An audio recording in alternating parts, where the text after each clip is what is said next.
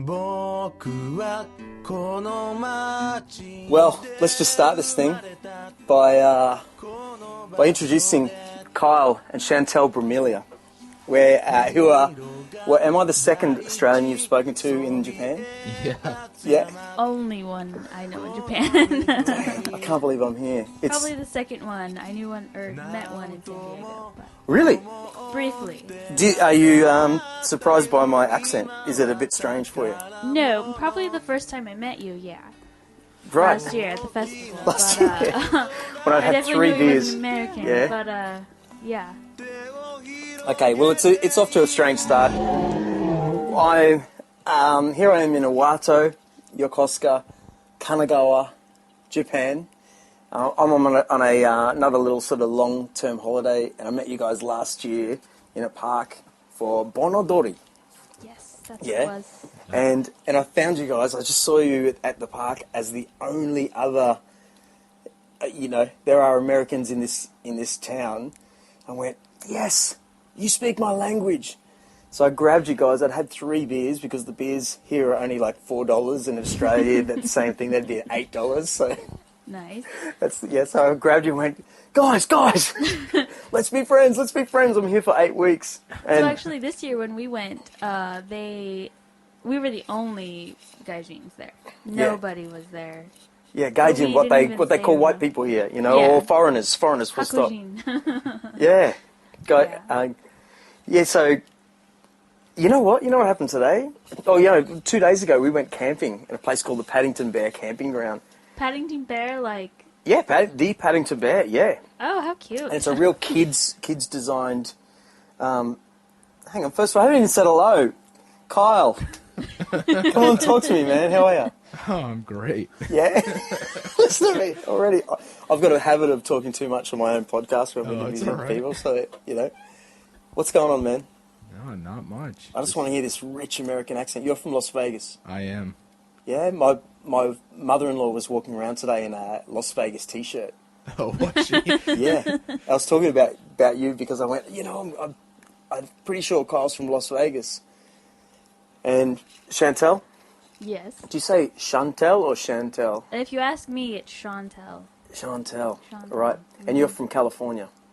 Yes. What's the town there? I grew up mostly in San Bernardino, or also called the Inland Empire. Really? I've never heard of that. It's not that great. And it's about an hour south of Los Angeles. Okay. So where's San Diego then? San Diego is even further down, closer to the border. Wow. And that's where we actually came from before moving here. Is that where you met? We met in Vegas. I was living in Vegas when I met him. And he was home on leave.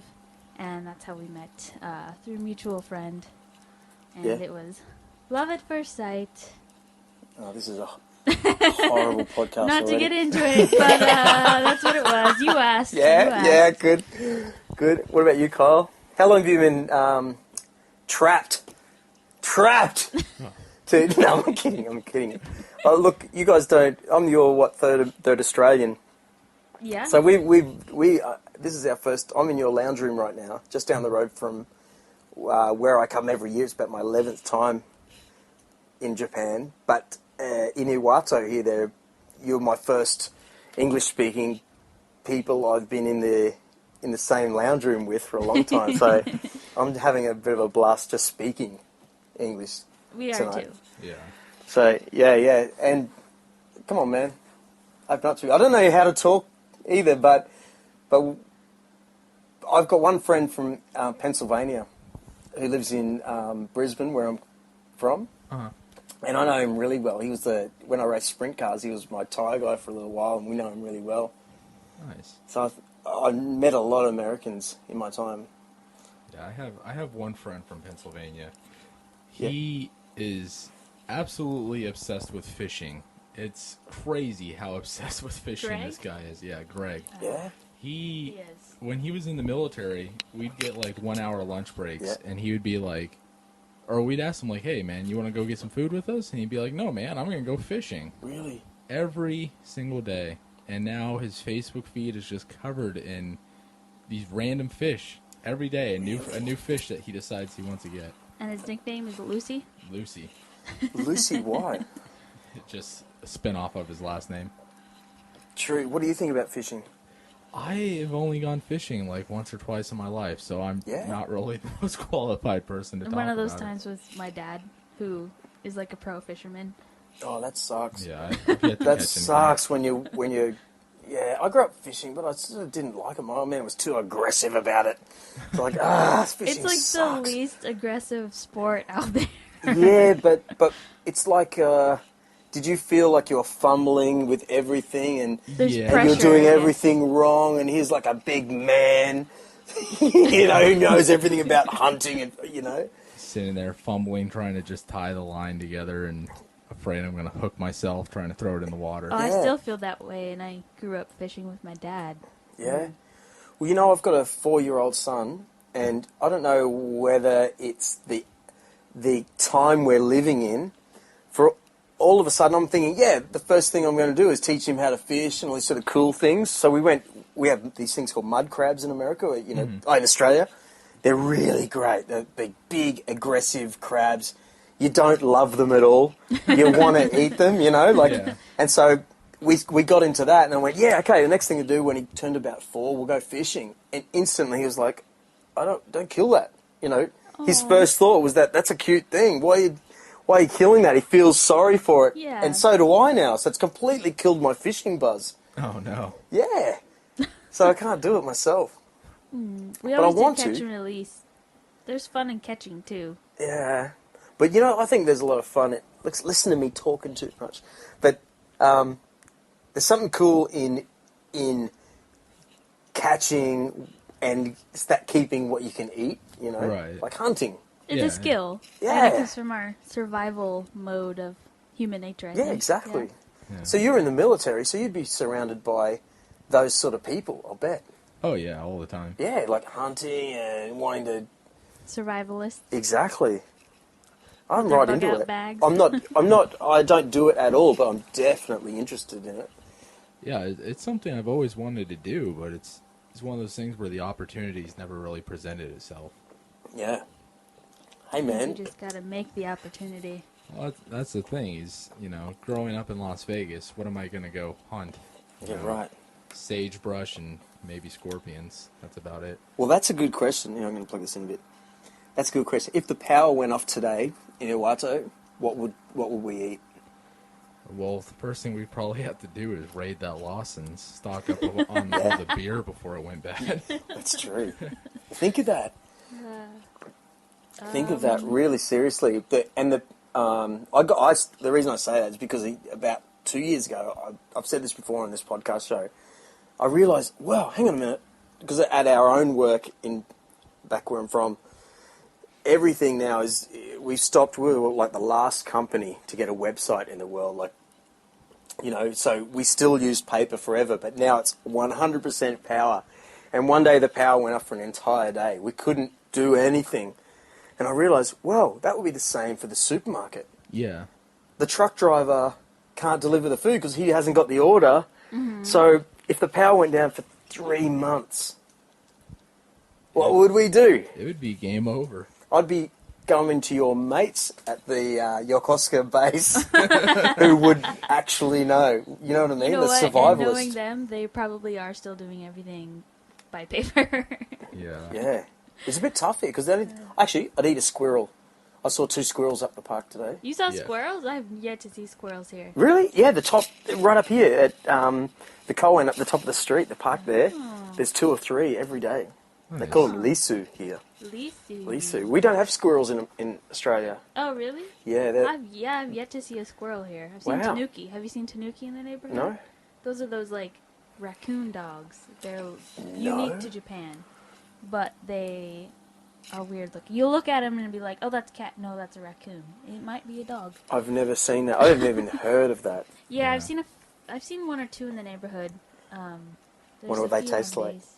Hey? I wonder. Yeah, I'd be going straight for that. See? There's a rabid one on base. It's like, got mange. Really?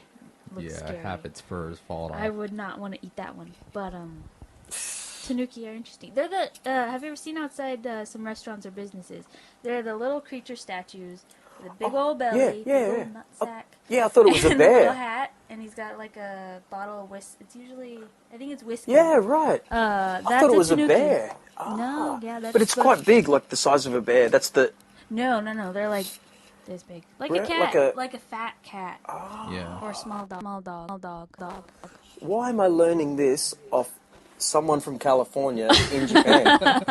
You know, the first time we saw one too was on base, and I was like, "What is that?" Yeah, wow, kill it. And we stopped, Eat and it. we were just like, "What is it?" And I think it was remember that one we saw? It was like a little baby one. Yeah. It was like little baby, and we're like, "What is it?" And then, I mean, we were only here for like 2 weeks and had no idea what it was, but now I know. It's funny we're talking about. Sorry. It's like funny we're talking about this because only yesterday I was down at where is the place? Like Livin in Yokosuka. Yeah. And you know how you Moors at Yokosuka, and we're right at the top eating something, and looking down at Monkey Island. Mm-hmm. You know Monkey Island there, and actually, have you been there? Yeah, just me and my son went out there. She hasn't been yet though. Yeah, like interesting place. And I asked my wife, I went, why is it called Monkey Island? She said, oh, there was monkeys there. I went, what, recently? She goes, no, like a long time ago. It's like there's not even any proof that there were monkeys there. That's funny because we heard an entirely different story. Oh, please tell it, because my wife knows nothing. I don't know. I don't even know if I'm saying I hassle her out every day. I don't even know if I remember it from what it was told to me, but it had something to do with some monk. And the monk was led there by monkeys. Like some monkey spirit came to talk to him and led him there. That's the same thing as the monkey temple in Kamakura, though. I know. Something with that's Japanese why I'm monks following spiritual monkeys around. I think that the wasn't island. monkey temple though. I don't know. See, I'm not even getting well, my that's the stories thing right. is they're both the legends are like coinciding though. Where you got Monkey Island, which is this island just out in the middle of nowhere. It's a Japanese fortress that's been overgrown by vegetation. And the story behind it is that there was this monk that was drowning, and all of a sudden this ghost monkey's like, "Hey, bro, follow me to this island." So this monk was like, "Hey, that sounds great. Let's swim to this island instead of back to shore. That's a really great life decision." And then the Monkey Island Monkey Temple out in Kamakura is this guy's just wandering around, and this monkey's like, "Hey, bro, follow me up this steep ass hill, and we're gonna go chill." Thought when we did that tour that they said this is why they thought they called it Monkey Island, but it was not. It was to be not confused with this or whatever. I'm not making sense. This is crazy. Now. But that is funny that your wife is Japanese and knows this as that story, and you're being... Well, she lies to me all the time. Like, I only just found out last week that there are actual... After 13 years of knowing her, there are actual swear words in Japan. For 13 years, I've been hassling her, like, come on, there's got to be... No, we just don't swear. I know, but there are a whole lot of swear words. See, I wonder, too, because the swear words I know are, like, not that big a deal in our language. Right. But they would be, like, the F word in their language. Yeah, like, calling someone an idiot in Japanese is, like, the worst thing you can call somebody. Baka. Right? Baka. Yeah, I know that one. Yeah, well, I've always known that one. I went, I know, Baka, but there are all these other ones, like mother... I know. I went, what? Kuso. Yeah? Kuso is shit. It's shit. Damn, get a pen. Hear that. I'm going to wake up tomorrow. Yeah, and then there's one for, like... shithead. Is cursing allowed on your show? Anything you want. Okay. Yeah, there's one for if you want to ruin the show, go for it. Whatever. And I can't remember what it is, but it's like Kuso something or something Kuso. But Kuso. Yeah. And Baka. Great. Now I've got Someone it on tape. pointed I'll out never some forget. video that like had like a string of curse words, and but I remember those two. Yeah. But I hear Baka a lot in animes. Okay. Did you guys in America get... in Australia, so I'm 42, told you this. In the late 80s, we had a TV show from Japan that was filmed in 1978, but was they redid the audio in the UK or something called Monkey Magic. Never heard of it. You didn't get it? Well, it was massive in just, Australia and all these other countries. It wasn't big here. It was. We were just born in the late 80s, so... Yeah, I know. Damn it. Yeah. How old are you guys then? All right. I just turned 26. I turn 29 tomorrow. Shut up, you young...